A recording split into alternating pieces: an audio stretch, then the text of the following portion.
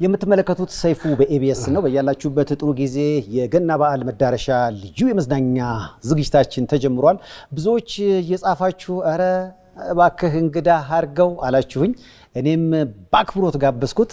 እዚህ ስቱዲዮ ይገኛል። ማን ነው? ፓስተር ዳዊት እንዴት ነህ? እግዚአብሔር ይመስገን። ሰላም ነው ወይ? በጣም ድንቅ። ያው እንግዲህ ከወዲሁ እንኳን አደረሰ ብያለሁ። እኔም እንኳን አብራ አደረሰን ብያለሁ። አዎ እንግዲህ ብዙ ያንተ ስብከቶች ቲክቶክ ላይ ሁሉ ሳይቀር ብዙ ወጣቶች አንተን እያስመሰሉ ሁሉ ቪዲዮ ይጭናሉ። ታየዋለህ? በቴሌግራም ተጠቀማለሁና እዛ ላይ ይልኩልኛል። ቲክቶክ ተጠቃሚ አይደለም። ቲክቶክ የለህም? እሺ። እና አየዋለሁ።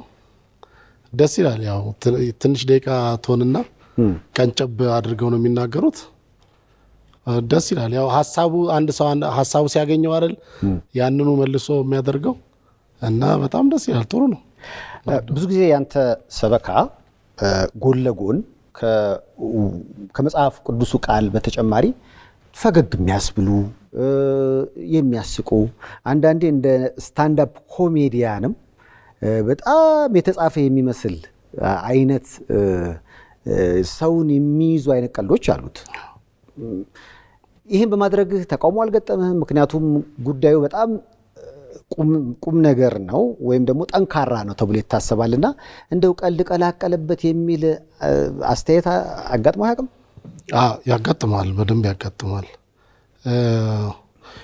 ግን ምንድነው ጳውሎስ ለምሳሌ ሲናገር ልጁን በኔ ሁኔታ ሊገልጥ በወደደ ጊዜ ማለት ኢየሱስን በጳውሎስ አይነት ነው። አሁን ለምሳሌ አንተ ሰባኪ ብትሆን በአንተ አይነት ነው ጌታ የሚጠቀምብህ አይደለም። አንድ መንፈስ ነው፣ አሰራር ግን ልዩ ልዩ ነው።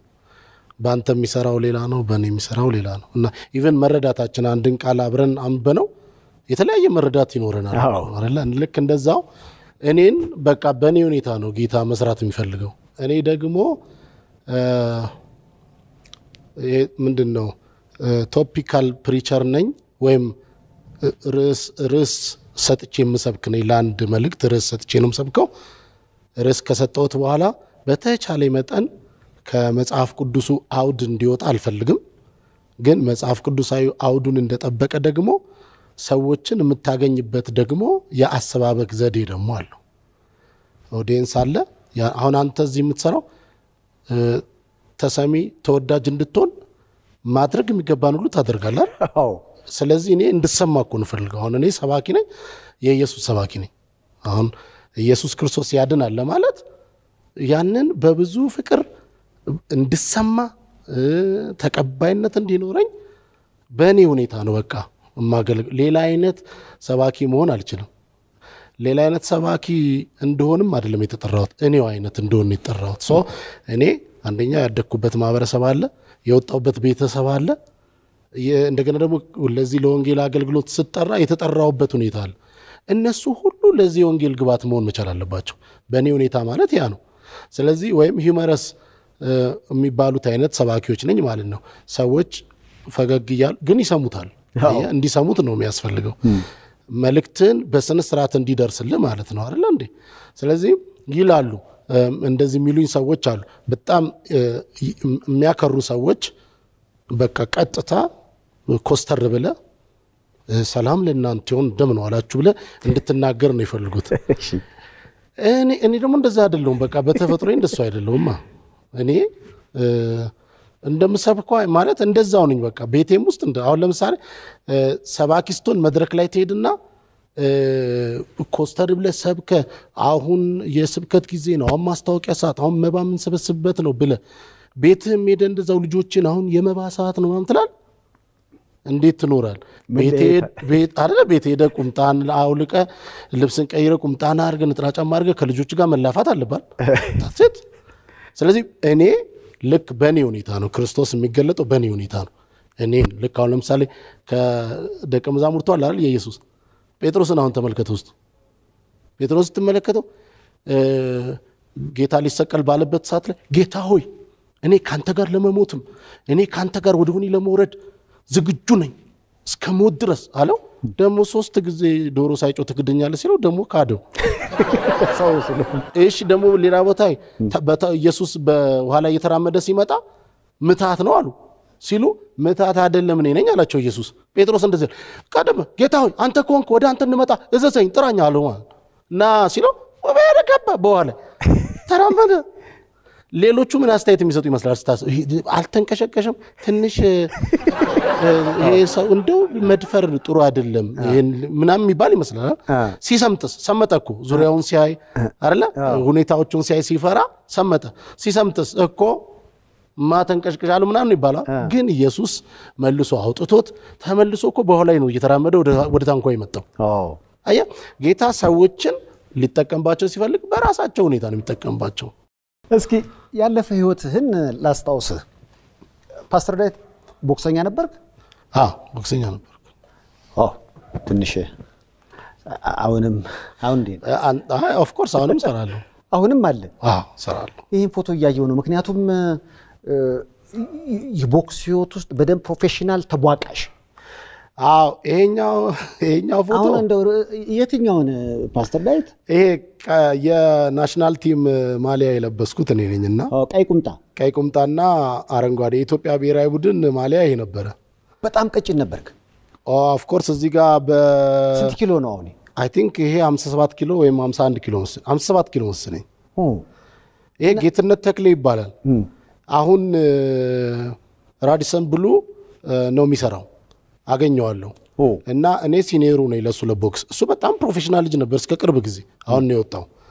ይሄ ማለት ይሄ ፎቶ ያየው እኔ ቦክስ አቁሜ ማረሚያ ቤቶች ነበር የሚጫወተው። እኔ ለማረሚያ ቤቶች ነበር የሚጫወተው። ከማረሚያ ቤቶች አቁሜ ኢህአዲግ ከገባ በኋላ ነው ይሄ ለመከላከያ ደግሞ ተጫወትኩኝ። ባይዘው እዚህ ፎቶ ላይ የምነግርህ ነገር በመጀመሪያው ዙር ነው በኖካውት ነው የጣለኝ ልጁ። ተሸንፈሃል? ወድቄ ነው የመጀመሪያ ዙር ላይ ወድቄ ነው የወጣሁት። እና የመጨረሻ ውድድር ይሄ ነው? የመጨረሻ ውድድር ይሄ ነው። በቃ ተዘረርክ ወጣ? በቃ ወጣሁ። እንደው እልህ ግን አልያዘም? እንደው አይ ስፖርተኛ ስትሆን እልሁ ለጫወታው ነው። ባይዘው እኔ ቦክስ የመረጥኩበት ለምን እንደሆነ ታውቃለህ ሰይፉ?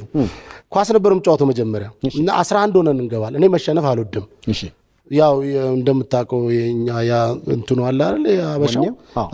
መሸነፍ ያስጠላን የለ። ስለዚህ እግር ኳስ ውስጥ እየገባው ሁሌ እንሸነፋለን። እሺ እና ለዚህ አዲስ አበባ ስቴዲየም እና ጃልሜዳ እንጫወት ነበር በዲቪዚዮን ማለት ነው። እና ደና 1-0 እየመራን እየሄድን 3 ገብቶብን 3-1 ተሸንፈን እንወጣለን። ያኔ ማሊያዬን ለሁለት ሰነጥቀውና ሰደርዬ አድርጌ እወጣለሁ እና በጣም አዝናለሁ። ስለዚህ ምክንያት አለ። አንድ ሰው 10 ምክንያት አለ። በረኛውን ይላል 6 ቁጥሩ ነው 7 ቁጥሩ ነው ይላል። ተጠይ ኖሮ 4 ቁጥሩ እንደዛ ማድረግ ነበረበት። ስለዚህ ሰበብ ይበዛዋል እግር ኳስ። ስለዚህ ቦክስ ግን ለብቻ ትገባለህ። ሰበብ የሚባል ነገር የለም። ስትሸነፍም አሻሽለህ ትወጣ ትገም ትመለሳለህ። ካሸነፍክም ድሉን በስነ ስርዓት ታጣጥማለህ። ስለዚህ ቦክስ በቃ ብቻዬን ገብቼ ከእግር ኳስ ነው ወደ ቦክስ የመጣሁት። እንደገና ቦክስ ደግሞ ለመግባት ዝም ብሎ እንዳሁኑ ቀላል ነገር አይደለም። ዋጋ ያስከፍላል ሁሉ ነገር። እና እኔ ለማረሚያ ቤቶች እንጫወትኩት ማረሚያ ቤቶች በጣም አንደኛ የዋንጫ ቡድን ማለት ማረሚያ ቤቶች ኢቭን በሩጫ ብትል አንድ ላይ ካምፕ ነበር እነ ደራርቱ ቱሉ ፋጡማ ሮባ ጌጤዋሚ እንደውም እኔ የኮርስ ልጅ ነች። ወታደር ቤትም ገብቼ ነበርና 11 ወር ሰልጥኛለሁ። ወታደር ቤት ወታደርም ነበርክ? የሚገርም ታሪክ ነው። ፖሊስነት ምክንያቱም ፖሊስ ካልሆንክ ለማረሚያ ቤቶች መጫወት አትችልም።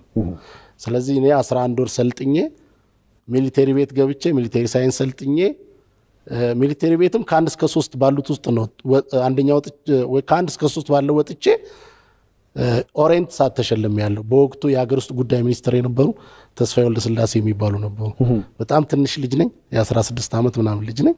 ከሳቸው ኦሬንት ሳት ተሸልሜያለሁ። በቃ በስፖርቱ ከዛ ነው ወደ ቀጥታ ከካምፕ ከ11 ወር ሰልጥኜ ተመርቄ ወደ ቃሊቲ ነበረ ካምፑ የማረሚያ ቤቶች እና እዛ ካምፕ መጣው። ወንዶች ካምፕ ውስጥ ገባሁኝ። እነ ዱቤ ጁሎ አሁን የፓርላማ አባል ናቸው አቶ ዱቤ ጁሎ፣ እነ ሁሴን ሽቦ የናሽናል ቲም አሰልጣኙ፣ በጣም ብዙዎች አብረን ነበርን በቅርበትም ተቀራርበን ካምፕ ውስጥ በደንብ አብረን ትሬኒንግ እየሰራን ነው ያደግነውና እዛው ማለት እስኪ ይሄን ፎቶ ላሳይ በእርግጥም አንተ ነህ አዎ ይሄ ቀጠናልክ ጸጉርህም ግጥም ቀደም እንዳልከውና ከዚህ ከቦክሱ ቀጭና ላየኝ ከሱ ቀጥታ የቦክሱን ትጥቃለኩና ቀጥታ ጌታ ኢየሱስ ክርስቶስን የሕይወቴ አዳኝና ጌታ አድርጌ ተቀበልኩኝ ከዛ መንፈሳዊ ትምህርቶችን መማር ጀመርኩኝ ኮምፕሊትሊ ወደ ወንጌል ውስጥ ገባው ተቀየርኩ ማለት ነው በየመንገዱ ሁሉ ተሰብክ ነበር አዎ በጣም ለምስል ፌርማታ ላይ ሰው በተሰበሰበበት ቦታ ተሰብክ ነበር በፊት ቀደም እንዳልኩ ነው አሁን እግዚአብሔር ሲጠራ ሰዎችን በእነሱ መልክ ነው የሚጠራው እኔ ቀደም እንዳልኩ ወታደር ቤት ነበርኩኝ ወታደር ማለት 11 ወር የሰለጠነ በጣም ዲሲፕሊን ያለው በቃ እስከዛሬ ለህይወት መርሄ ከጠቀመኝ ነገር አንዱ ነው ሚሊተሪ ቤት እኔ ሰው ሁሉ ሚሊተሪ ቀመስ ቢሆን ብዬ መመኝ ነው ስርዓት አለኝ ሰው እንዳከብር አድርጎኛል ሲኒሮች እንዳከብር አድርጎኛል ለማንኛውም ነገር መደፈር የሚገባበት ጋር እንድደፈር አድርጎኛል አገሬን እንድትወድ አድርጓል ኦፍ ኮርስ ምን አገሬን መወደድ ሲጀመር ከሚሊተሪ ቤት ሳይሆን ከቤተሰቤን የጀመርኩት አገሩን ከሚወድ ቤተሰብ ነው የወጣሁት ማለት ስለ አገር ምንነት እየተናገሩ ያሳደጉኝ እኔ አሁን ከዚህ ከኮንቴክስቱ እንዳልወጣ ብዬ ነው በሱ ላይ ተመልሼ ብዙ ማውራት እችላለሁ ግን ወደዚህ አገልግሎት የገባውበት ይሄ የምታየው ቅጥነት ከዛ ከቦክሰኝነቱ ቀጥታ ወደ ሰባኪነት መጣው የጠየቀኝ ጎዳና ላይ ሰብካላር ኦልሞስት ከ5 እስከ 7 አመት እኔ በየፌርማታው ላይ እየዞርኩን የሰበኩት ማለት እንዳውኑ ቀላል አይደለም የፕሮቴስታንት ቸርች ወይም ደግሞ ጴንጤ በመንለው ቸርች ውስጥ ዝም ብለ ገብተ ከመሬት ተነስተ የምታገለግልበት አልነበረም ልዩነት ሊኖረው ይችላል ምናልባት አሁን ከምናስበው ከምናየው ሰዎች ከማዩት ጋር ይለያያል ኦልሞስት እኔ አሁን 25 አመት በጌታ ቤት ውስጥ አገልግያለሁ ቀላል እድሜ አይደለም በወጣትነቴ ነው የወጣሁት ገና ትንሽ ልጅ ሆኜ ነው የወጣሁት ስለዚህ ያ የቦክሰኝነቱ ድፍረት ቦክሰኛ ማለት ዝም ብሎ አይደለም ከአንድ ሰው ጋር በቃ ፊት ለፊት የአይን ስፖርት አንዳንድ ሰው የእጅ ስፖርት ይመስላል የእጅ ጡንቻ ምናምን ይመስላል የአይን ስፖርት ነው ሰውየው የሚሰነዝረውን ለማየት በቃ በደንብ አይን ፍጥጥ ብሎ የሱን እንትን መሽለክ አለ የሱ ግራ ሲሰነዝር አንተ ወደ ቀኝ ሰርተ አንተ ቀኝ ካልሰጠ ያ ማለት ፊት ለፊት ከዱላ ጋር ነው ሚሊተሪ መተኩስ ነው ላይ ልምምዱ ላይ ራሱ መመሳሰል ተላላኪ ማሰልጠን የሚባሉ ቶክስ ያለባቸው በጣም ትልልቅ ስራዎች አሉ ላይ ሲጮብ ነው የኖረው ያንን እሺ ቀጥታ ከተማ ውስጥ ገባውኔ ገባኝ ወንጌል ደሳልኝ ህይወት ይለወጠው ቅም ነበር ጥጣ ነበር አጨስ ነበር ምንም ቀይቀረኝ ነገር የለም እዚህ ምድር ላይ በዛ በልጅነት ቶታሊ ከሰውነት እንትን ውስጥ ወጣውኮ በቃ ሱስ የሚባል ነገር በአጠቃላይ ዳርሰዋል በቃ ምንም ያ እኔ ሐሽሽ የሚባል ነገር አላጨስኩኝም የሺሻ የሚባለው ነገር በዛ ዘመን አልነበረም ቢኖር ኖሮስ ኧረ ቢኖርስ ጎትተው ሙሉ ነው ግን እግዚአብሔር ቸር ነው አልነበረም በዛ ዘመን እነሱን ከዛ ውስጥ ነው የወጣው ይወላ ይሄ የወንጌል ጉልበት ማለት ሳይፍዬ አንተ አሁን ሾው ነው አይደለ ሰዎች ሁሉ የሚያዩትና ግን የተነካንበት ሁኔታ ነገር በቃ በጣም መጽሐፍ ቅዱስ ማንበብ ቻልኩኝ እኔ ባክግራውንድ ኦርቶዶክስ ቤተሰብ ነኝ በጣም ኦርቶዶክስ ቤተሰብ ማለት ደግሞ ዝም ብሎ እንዳይመስል በስርዓት አባቴ መዝሙረ ዳዊትን 150ውን ምዕራፍ በግዕዝም ያነብ ሲያስፈልግ በቃሉ ብቻ በግዕዙ የሚናገር ገብቷል እና እኔ ፍቅረ ማርያም ነበር የክርስትና ስሜ ስለዚህ ፍቅረ ማርያም ሞላልኝ ይላል ጸልዮ ሲጨርስ ራሱ ያ ማለት ለኔ እየጸለየ እንደሆነ ይገባኝ ነበር የበቆዳ አለ ቤት ውስጥ እሷ ላይ ተንበርክኮ ለሊት ተነስቶ የሚጸልይ አሁንም አባቴ የሚሊተሪ ውስጥ ነበር ኦልሞስት ከ30 ምናምን አመት በላይ ያገለግለው አሁን ደግሞ ወደ አባ ሆኗል አባ ሞላልኝ ተብሏል በዚያው በገና ላይ ይጨርሳልና ቆርቦ አባ ወደ አባነት መጥቷል ማለት ነው ስለዚህ ትልቅ የኦርቶዶክስን ያንዳንዷን ስርዓት ጠንቅቆ የሚያቅና በዛ አውድ ውስጥ በተሰራ ቤተሰብ ውስጥ ነው የራሴ ወጣሁት ማለት ነው ስለዚህ ይገባኛል እረዳለሁ ምንም ከኛ ይወጣ አይደለም እኛ ይወጣንበት ልክ ትንሽ ይሄ እኔ ከመጣሁበት ባክግራውንድ ወንጌል ተገልጦ የመጽሐፍ ቅዱስ ገልጠው ሲነግሩኝ ገባኝ። አየ የመጣሁበት አለ ማቀው አለ ቤተሰባችን ውስጥ መንፈሳዊ ነገር ይገባኛል። ልክ ደግሞ ወንጌል ሲሰብኩልኝ እኔ ወንጌል ተሰበከልኝ ባይዘው ድሬዳዋ ነው እየቃምኩ ነው ጫት እየቃምኩኝ እዘምራለሁ። እናቴ በልጅነት የነ ተስፋዬ ጋቢሶን መዝሙር የነ ታምራት ኃይሌን መዝሙር ታመጣ ስለነበረ ከመስራ ቤት እሷን እንደዚህ በስክሪፕቶ የሚጠነጠኑ እሱን እኔ ነበርኩ መከፍተው ዳንቴል ገልጽና ዳንቴል አለው ቴፕ ናሽናል ቴፕ አለን አይነካ ማንም ሳይነካ እኔ በስርዓት ዳንቴሏን ገልጥና እኔ እሷን ከታል ከዛ እሱ ያው ይዘምራል ገብቷል ነገር ጌታዬ እንደዚህ አይደለም ሚሊን ደረጃ መዝሙር በቃ በልጅነት ይገባብናል።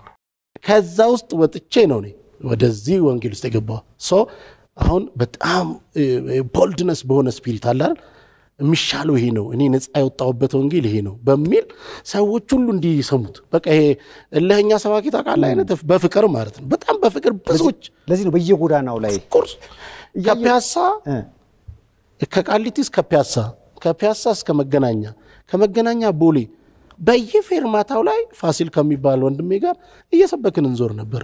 ያ ግን ፍቅር ስለሆነ ነው። ወደ ኋላ ልመልስህና ከአንድ ስፖርተኛ ጋር አንድ ፎቶ እያየሁ ነው። ከማጋ ነው ይሄ ፎቶ? ይሄ ካኑ ነው እና ካኑን ለንደን ነው ያገኘሁት።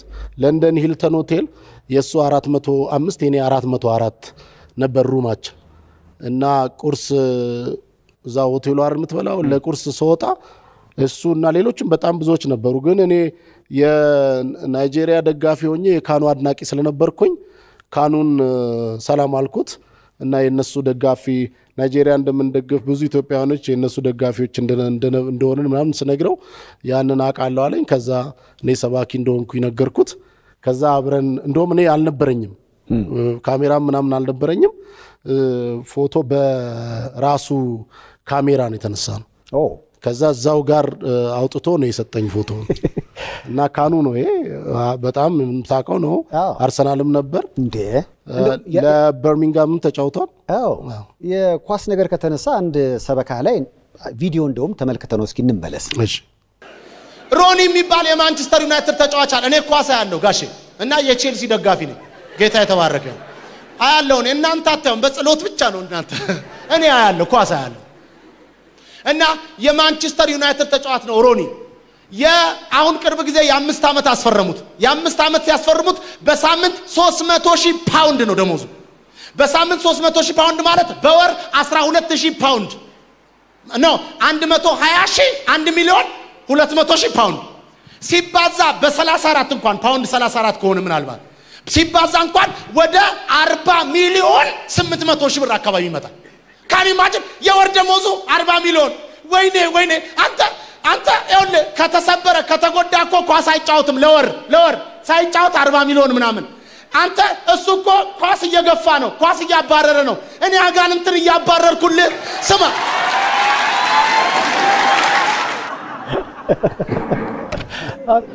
እዲ ቪዲዮን ስታዩን ይሰማል። ምክንያቱም ብዙ ደስ ይለኛል በጣም ነው ደስታው።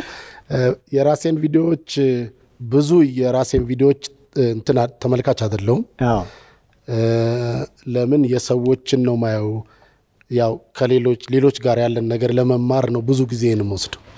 ግን የራሴን ሳይ በቁም ነገር በእውነት በጌታ ፊት ሙሉን እየሳኩ ነው የምሰማው ነኝ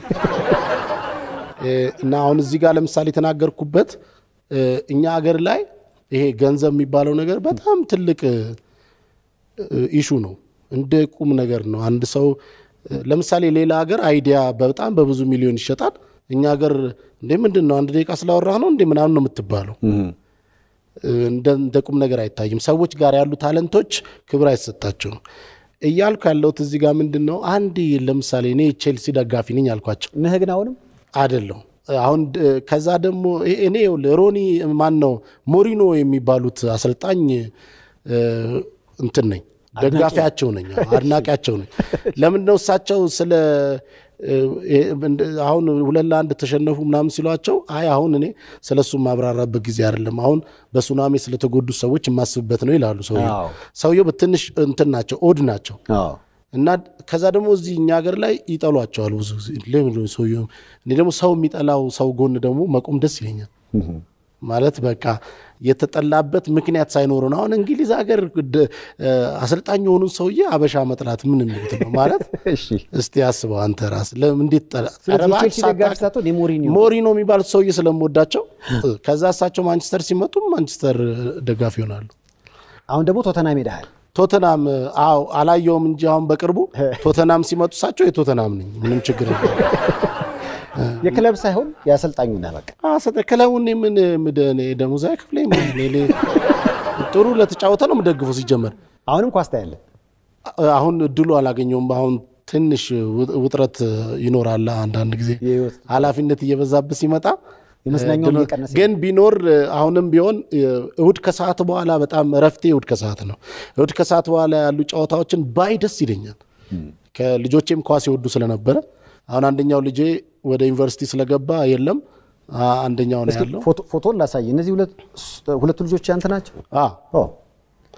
ያኛው ነብዩ ዳዊት ይባላል ትንሹ ደግሞ ሌዊ ዳዊት ይባላል እሷ አስቴሯ ትባላለች ወይ ማስቴር አርጋው ትባላለች በጣም ይደንቅ ቤተሰብ ነው የሰጠኝ እግዚአብሔርና እኔ በቤተሰብ በጣም አምናለሁ እና አሁን ትልቁ ልጅ ጀርመን ሀገር በርሊን ነው ያለው እና በርሊን የሁለተኛ ዓመት ዩኒቨርሲቲ ተማሪ ነው ግን እዛው ከነጮቹ ጋር አሁን 12ኛ ዲቪዥን ነበር አሁን 7ኛ ዲቪዥን ላይ ኳስ እየተጫወተ ነው ተስፋ አለው ኦፍ ኮርስ ለሁለቱም ለሀገራችንም ተስፋ አላቸው እኛ ሀገር አሁን በጽድቅና በችሎታ ሲጀመር ተስፋ አላቸው ብዬ አስባለሁ በጽድቅና በችሎታ አልተጀመረም እስካሁን አልተጀመረም ማለት ያው አልተጀመረም ሲጀመር ግን ያኔ ሲጀመር እነሱ አድገው ትልቅ ካልሆኑ እስከዛ እግዚአብሔር ከረዳን ለውጥ ይኖራል ብለን እናስባለን መቼም አይደለ እንደ የትዳር ነገር ካነሳ አንድ ቪዲዮ ላይ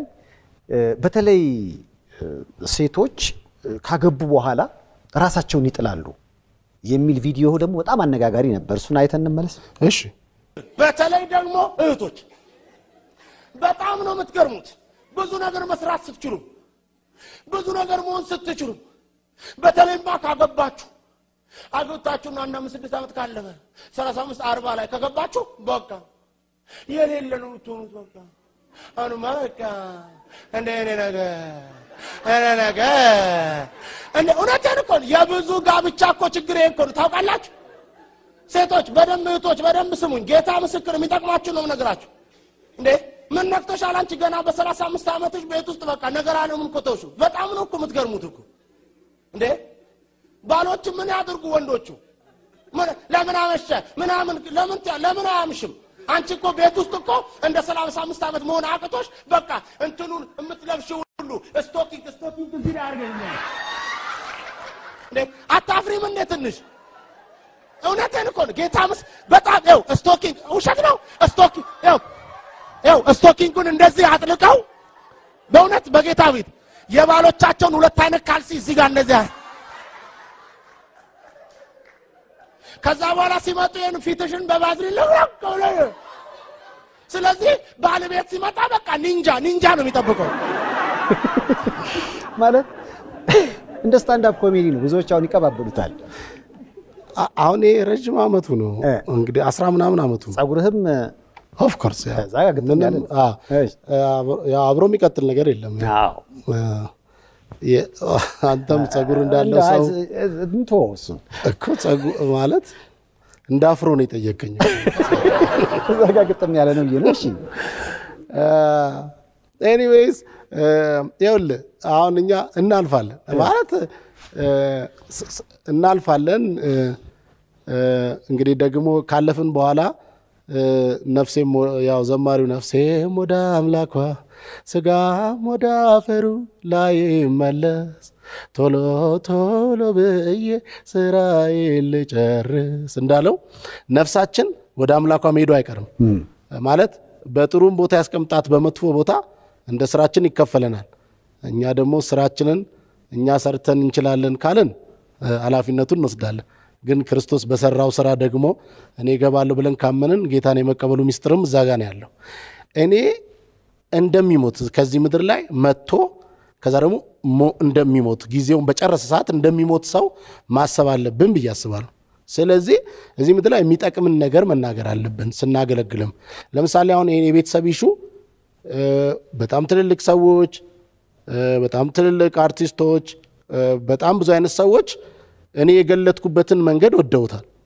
ለየት አሁን እሺ ቤት አንተ አሁን ለምሳሌ በባለቤት ለምጣባት ባለቤት ቤት ውስጥ እንትን ስትል በቃ ኖርማል ነች አይደል? የሆነ ነገር ስትል ምን ነው ምናምን ልብስ ስትቀይር ልወጣ ነው ወደ ውጭ ልወጣ ነው ትላለህ እንዴ? ቤት ውስጥስ እኛ እንዲያምሩልን አንፈልግም? ጥሩ ነገር ማየት አይወድኝም? እኔ የምገዛው ልብስ ለውጭ ነው እንዴ? ሆነስትሊ ቤታችን የብዙ ትዳር እንደዚህ እኔ አንድ እንትን ልንገር አንድ ሴት ባሏ እያመሸ ይመጣል እና እያመሸ ሲመጣ በቃ በጣም ተቸገረች እና ሌላ ሰው ወደዳለች። ስለዚህ ጓደኛዋን ስታማክራት እኔ አዋቂ ቤት ይዤሽ ልሂድ አልና ጠንቋይ ቤት ይዘዋት ሄዱ። ማክሰኞ ቀኑ ተባለው ሄዱ። ያንቺን ጉዳይ አውቄዋለሁ አላት ጠንቋዩ በመጋረጃ ውስጥ ነው። ምንም ችግር የለም፣ ነገር ግን የሚቀጥለው እሁድ እንድትመጡ፣ እሁድ ስትመጡ ግን የኔ ውቃቤ የቂቤ አይወድም፣ ቆሻሻ ነገር አይወድም፣ ጥሩ ነገር ሽቶ ወዳለው ውቃቢው ሽቶ ወዳል ምናምን አላት። ሴትየዋ እሁድ ሲመጡ ይው ዝንጥ ብላ ሄደች። ከዛ በቃ ባልሽን በዚህ ሳምንት ውስጥ አሳልፌ አንዲት ቀይ ሴትዮ ጋር ነበር ነጥቄ አምጥቼ አሳልፌ ሰጥሻለሁ አላት።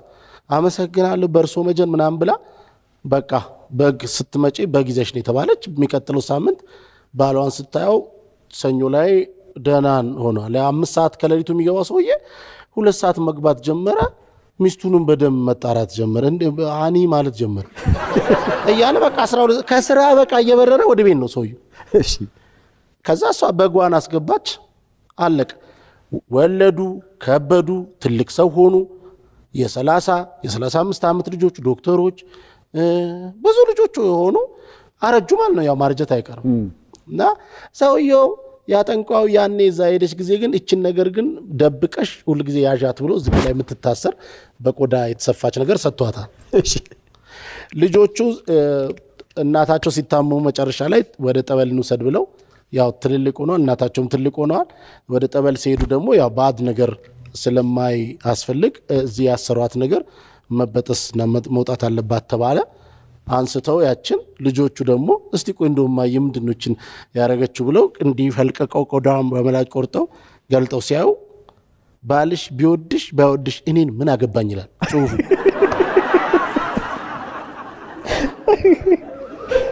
ቢወድሽ ባይወድሽ እኔን ምን አገባኝ ይላል። ስለዚህ ሰውየው ጠንቁሎም አይደለም አውቆም ሳይሆን በቃ ሴትዮዋን ጽዳቷን እንድትጠብቅ ነው ያደረጋት። ባልየው ጸድታ ሳይ ባልየው ጸጉሯን ተኩሳ ሽቶ ተቀብታ ሳይ ምን ለምንድን ነው ከቤት የሚወጣው? ሌላ ፍለጋ ሌላ ምን ውስጥ ለምን ይገባል? ሰው በጀመር ትዳር ከገቡበት በኋላ የሚያሳምሩት ነው እንጂ የበለጠ የሚጥሉት አይደለም። ማለት ለምሳሌ በጮኝነት ሰዓት የምትዋደደው የምትቀባበለው ነው የበለጠ እየተቀባበልክ ነው። አሁን በጋብቻ 25 ዓመቴ ነው። ዝም ብዬ ቅርብማ አይደለሁም እኮ ገብቷል። የ20 ዓመት ልጅ አለኝ። አዎ መጀመሪያው ልጅ 20 ዓመት ነው። 25 ዓመት ነው በጋብቻ ያለሁት።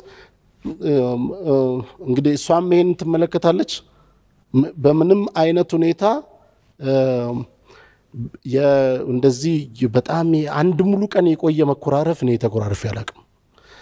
አሁን ደግሞ በተለይ በእነዚህ ደግሞ የበለጠ ከ15 እና ምናምን ዓመት በኋላ ደግሞ የበለጠ እየተሳሰብን የበለጠ እየተቀራረብን በቃ የበለጠ ከባልና ሚስትነትም ያለፍ ጓደኛም ሁሉ እየሆንክ ነው የምትሄደው።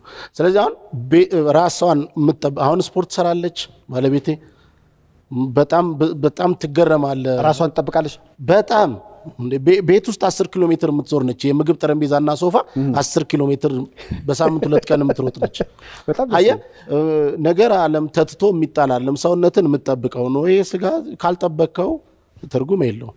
ገብቷል? ትጠብቀዋል። ስለዚህ ቤተሰብ ጥበበኛ ሴት ቤቷን ትሰራዋለች ይላል። ማለት ባሏን መጥፎ እንዳይሆን ሰው ነን አይደል? እንደ ሰው ማሰብ አለብን አይደል?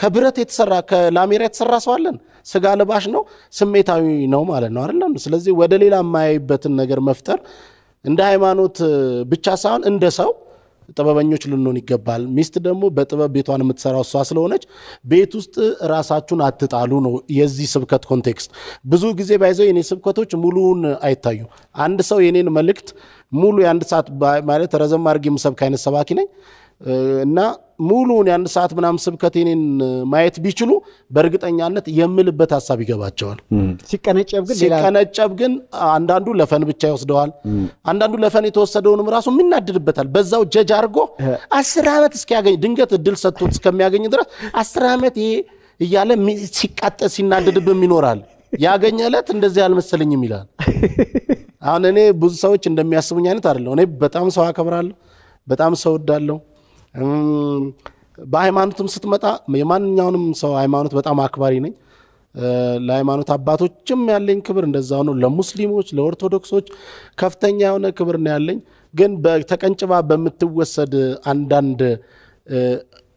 አንደበት ላይ ወይም ደግሞ ከምትሰብክበት ቃል ጎትተህ ካወጣ ገብቷል እዚህ ቦታ ላይ ቆሻሻ አትጣሉ የሚለውን እኮ በቃ እዚህ ቦታ ቆሻሻ ጣሉ ብለህ አንብበህ እኮ እየጣልክ መሄድ ይችላል እና ዝም ብለህ ለኔጌቲቭ ብቻ ከተዘጋጀ ብዙ ሰይፉ እንዲህ ነው ያልክ ልታወጣ ትችላል ቀርበህ ደግሞ ስታወራ እንደዛ እና እኔ እንደሱ አይነት ታይፕ አይደለም እየተቀነጨው የሚሰሙትም ቢሆኑ ለብዙዎች ጥቅም ጠቅመዋል ብዬ አስባለሁ ማለት ነው መጪው ገና ነው ገና በዓል ስለሆነ ስለ ገና ትንሽ ነገር በለኝና እንስነባበት ገና ካከባበሩ ነው ወይስ ለምሳሌ ገና ማለት የጌታችንና የመድኃኒታችን የኢየሱስ ክርስቶስን የተወለደበትን ልደት ወይም ቀን ማክበር ማለት ነው ለካንተ ልጅን እንደምታከብር የራስ ልደት እንደሚከበረው ማለት ነው አይደለም ውልደቱን ነው የሚያሳየው ይሄ ውልደት የድሮን የሳቀው በልጅነት የልብስ የሚገዛልን ነው ቤታችሁንስ በግ የሚታረድበት አመት በዓል ነው ምግቡና ልብሱን የሚታየን እንደገና ደግሞ ወደ ውጭ ዓለም ስትሄድ አሁን ደግሞ ያውን ለምሳሌ በ25 ነው የሚከበረውን ስታየው እነ የኢየሱስ ክርስቶስን የመስቀል ላይ ስራ ወይም ኢየሱስ ክርስቶስ በዓላማ ወደዚህ ምድር የመጣበትን ጉዳይ ለነ ሳንታ ሰጥተውት ወይም ደግሞ የስጦታ አድርገውታል ኢቭን አይተኮነ ዛ ክሪስማስ ትሪው ስር ስጦታዎች ይቀመጣሉ ማንንም ልጅ ይመጣና የታለ ስጦታዬ ነው የሚለው አሁን ወደኛም ሀገር እንደዛው እየመጣ የሳንታ ምናምን የሚለበሰው ለብሰው ነው የሚያደርጉት እንጂ ትክክለኛ ገናን እናስበው ብለን ካለን በጣም የሚገርም ነው ያ ማለት ምን አለ ነፃ ስጦታ አሁን እኔ ላንተ ነፃ ስጦታ ዛሬ ይዤል ብመጣ እንዴት ነው እስቲ ተመልከት እንዴት አክብረን እንደምትቀበል ያን ስጦታ ለኛ ደግሞ ኢየሱስ ክርስቶስ የሰው ልጆች በዚህ ዓለም ላይ ማናችንም ኃጢያተኞች ነን የሮሜ መጽሐፍ ሲናገር ሰው ሁሉ ኃጢያትን ሰርቷል የእግዚአብሔርም ክብር ጎሏቸዋል ነገር ግን በክርስቶስ ኢየሱስ እንዲያው በጸጋው ይጸድቃሉ ይላል መጽደቅ የምንችለው በክርስቶስ ስጦታ ነው ምን ማለት መሰለ ኢየሱስ ክርስቶስ ስጦታ ሆኖ ነው የመጣው ለዓለም ነው ለሰይፉ አይደለም ለከሊት አይደለም ለከላይ ሃይማኖት አይደለም ለከላይ ምናምን አይደለም ለሰው ልጆች ለዚህ ዓለም ለተበላሸው ዓለም ስጦታ ሆኖ መጣ ስጦታ ሆኖ ሲመጣ ደግሞ የስጦታነት ልዩነት በምን እንደሆነ ታውቃለህ የአዳም ዘር የለበትም ከእመቤታችን ድንግል ማርያም ያለ ወንድ ፈቃድ የተወለደ ነው ኢየሱስ ክርስቶስ ይሄ ለምን ሆነ ስትል ከሰው የተወለዱት ሁሉ በነቢያቱን ከብሉይ ኪዳን ጀምረ ስትመጣ ማንንም ይሄንን ዓለም መቤዠት አይችልም ወይም እናንተን ማዳን አይችልም ለምን ብትል በአዳም በሰራው ኃጢያት ምክንያት የውርስ ኃጢያት አለብን ሁላችንም የአዳም ዘሮች አይደለም በደማችን ውስጥ የውርስ ኃጢያት አለብን ኢየሱስ ግን ከአዳም ዘር ውጪ ስለተወለደ የውርስ ኃጢያት የለበትም ሶ ዓለምን የሚበሽ ብቸኛው የዓለማችን አዳኝ ማን ነው ኢየሱስ ነው ማለት ነው ሶ ይሄ ስጦታ ነው ለዓለም የተሰጠው ዛሬ አሁን ገና የሚባለውን ስናስብ ማሰብ ያለብን ለኛ የሚመጣ ስጦታ ኮልኮሌ አይደለም ይሄ ዛፍ ስር የሚቀመጥ ካርቶን ምናም ጭራሽ ሊታሰብ አይገባውም ኢየሱስ ክርስቶስ በሚገርም ነገር ይሄ መልአኩ ለነዛ አረኞች ሲያበስር ምን እንዳላችሁ ታውቃለህ በዛ በግርግም ውስጥ ባይዘው ዮሴፍ ኢየሱስ ክርስቶስ እንግዲህ በዳዊት ቤትና በዳዊት የዘራረግ ውስጥ አይደለም ያለው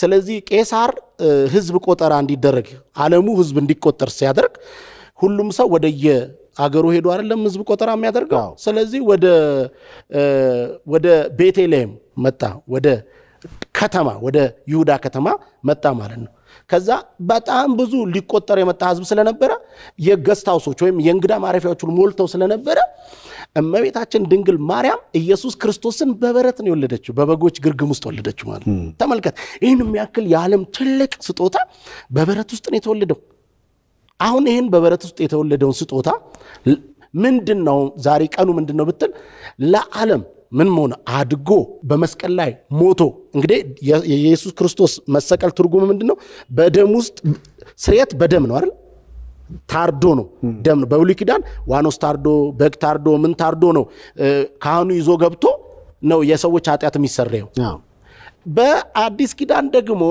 ኢየሱስ ክርስቶስ አዲስ ኪዳን የሆነበት ምክንያት ምንድነው በራሱ ደም ነው ከአብ ጋር ያስታረቀው የሰው ልጅን ሶ ምንድነው አንተም እኔና አንተ እዚህ ምድር ላይ ኃጢአትን ሳንሰራ የሚባለው ነገር አንችልም ኃጢአት የሌለበት ራሱን ደግሞ ስለ ሰው ልጆች ኃጢአት አድርጎ በመስቀል ላይ እየሰጠ ማን ነው ይሄ ኢየሱስ ክርስቶስ ነው ሶ ሰዎች ኢየሱስ ክርስቶስ በመስቀል ላይ እየሰራውን ይሄንን ድንቅ ስራ ለኔ ነው የሰራው ብሎ ሲቀበሉ መቀበል የሚባለው አሁን ጴንጤ ተቀበሉ ጌታ ነው የሚሉት ማለት ያን የሰራው ስራ ለኔ ነው ብለ ስትቀበል እሱ በሰራው ስራ አንተ ምን ትሆናለህ ትጸድቃለህ ስለዚህ ይሄን የሚያክል ድንቅ ስጦታ ነው ይወል ወደዚህ ዓለም የመጣው ሰይፍ የገና የሚባሉን ስናስብ ይሄ በጣም ትልቅ የሆነ የሰው ልጆች ሁሉ በዚህ ምድር ላይ ሊቀበሉት ገብቷል በቃ እንደዚህ አይነት ስጦታ እንደውም እኮ ለዓለም ደስታ እኮ ይለዋል የዓለም መድኃኒት ይለዋል ይሁን ደስታ ያለው ኢየሱስ ውስጥ ነው እዚህ ስጦታው እዚህ በገና የመጣው ኢየሱስ ክርስቶስ ውስጥ ነው ያለው ደስታው ሰላም መድኃኒትነት ኤቭሪቲንግ ያለው እዚህ ውስጥ ነው ስለዚህ ሰዎች ገና የሚባለውን ነገር ሲያስቡ እየጠጣን እየጨፈርን የምንዘፍንበት ሳይሆን ለዓለም ቤዛና መድኃኒትና ደስታ የሆነውን ኢየሱስ ክርስቶስን ስጦታ ተደርጎ የተሰጠበት ቀን እንደሆነ እያሰብን እየዘመርን ልናከብረው የሚገባ ቀን ነው ማለት ከልብ አመሰግናለሁ ፓስተር ዳዊት እንግዲህ ስለሆንክ መልካም በዓል ብያለሁ እኔም መልካም በዓል ለሁላችሁ ለመላው የኢትዮጵያ ሕዝብ ገና ደግሞ ስናስበው ከዚህ በኋላ በመድራችን ላይ ክፋቶች ጥላቻዎች ሁሉ እርቀው ተወግደው አሁን ምን ሰማው መጥፎ ነገር ሁሉ ጠፍቶ በቃ አንድ መሻሻል ያለብን ነገር ልንገር ሰው በሰውነቱ ምንቀበልበት የኛ ሀገር በጣም መሰረታዊ ችግር ምን እንደሆነ ታውቃለህ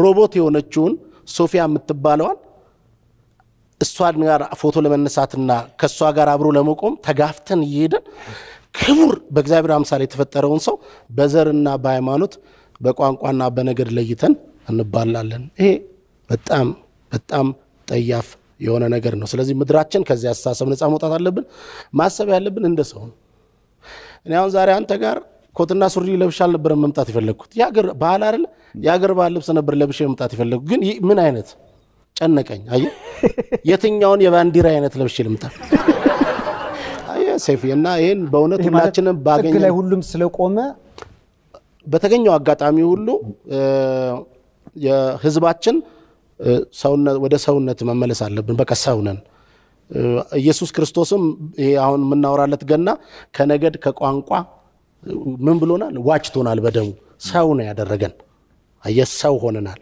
ስለዚህ በዛ ሰውነት ነው ልናስብ የሚገባው የመጣንበት ጎሳ የመጣንበት ዘር የመጣንበት አገር የመጣንበት ጎጥና ከተማም አለ ከሷ አስተሳሰብ ወተን ሰው በእግዚአብሔር አምሳል የተፈጠረውን ሰው አይነት አስተሳሰብ እንድናስብ ኢየሱስ ክርስቶስ የሞተው ለሰው ነው አንዱነት ልንገር ኢቭን መጽሐፍ ቅዱስን እንግለጥ ካለን መጽሐፍ ቅዱስን ከ40 ጊዜ በላይ ኢትዮጵያ ተብላ እንጂ ተጠቀሰችው አማራ ኦሮሞ ጉራጌ ትግሬ እንትና ተብሎ አልተጠራም ኢትዮጵያ እጆቿን ወደ እግዚአብሔር ተዘርጋለች ራሱ እግዚአብሔር ኢትዮጵያን የሚያቃት እንደ ኢትዮጵያ እንጂ ወይም እንደ አማራ ወይ እንደ ኦሮሞ ወይ እንደ ጉራጌ ወይ እንደ ትግሬ ያቃትም ማለት ስለዚህ ሁላችንም ከእንደዚህ አይነቱ እንውጣ ያንን ማንነት የመጣንበትን እንካድ አይደለም ገብቷል ንካድ አይደለም በዛው መተን ግን ሰው ነን ከቻልን ከቻይናውም ይሄው ቻይናዎች ገጠር ውስጥ ከኛ ጋር እየሰሩ አይደል እንደውም እየተዋለዱ አይደል እንዴ ጻት በቃ ሰው ክቡር ነው በዚያ አስተሳሰብ ሁላችንም